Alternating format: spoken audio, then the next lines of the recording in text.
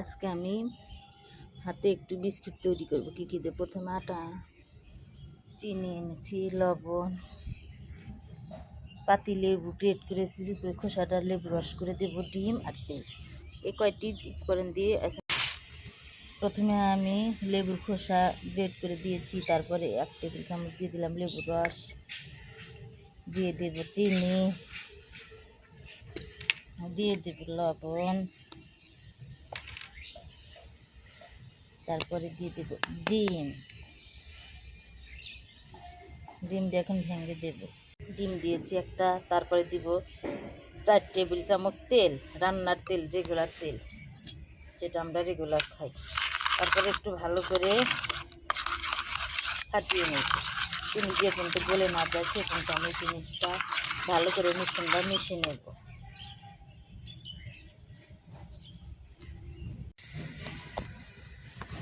এখন দেখেন আমি কি সুন্দর করে একদম ফাটিয়ে নিয়েছি, চিনিটা গলে গেছে। এখন একে একে দিয়ে দেব আমি সব, অল্প অল্প করে একটু আটা দিব, দিয়ে ধীরে ধীরে মিশিয়ে নেব।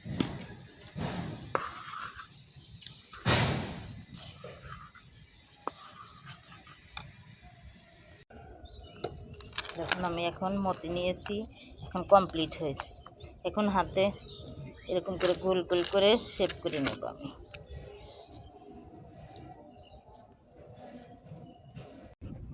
এখন আমি গোল আকার করে নিয়েছি, এখন আমি ডিজাইন করে নেব।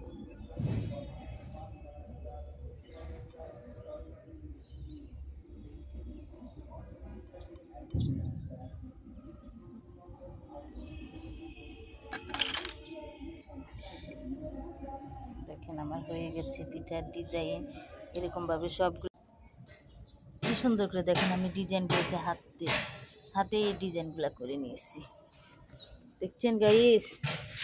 এখন এই যে আমি ছাদে খড়ির চুলায় বিস্কিট তৈরি করব। এরকমভাবে বিস্কুট ঘরে তৈরি করলে বাইরের বিস্কুট আর কিনে খাইতে হবে না।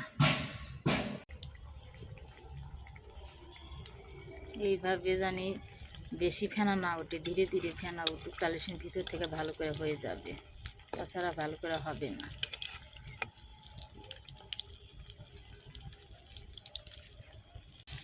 আমি একটা একটা করে উল্টে দেব।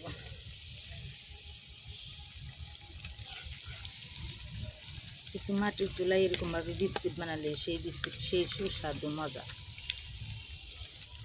দোকানের বিস্কিট সব এখন এইভাবে বিস্কিট ঘরে তৈরি করলে সবাই দোকানের বিস্কুট ফেলে দেবে আর খাবে না।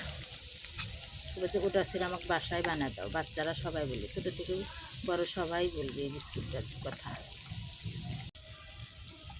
গাইজ দেখেন আমার বিস্কিটগুলো কি সুন্দর একদম পারফেক্ট হয়ে গেছে, দেখছেন?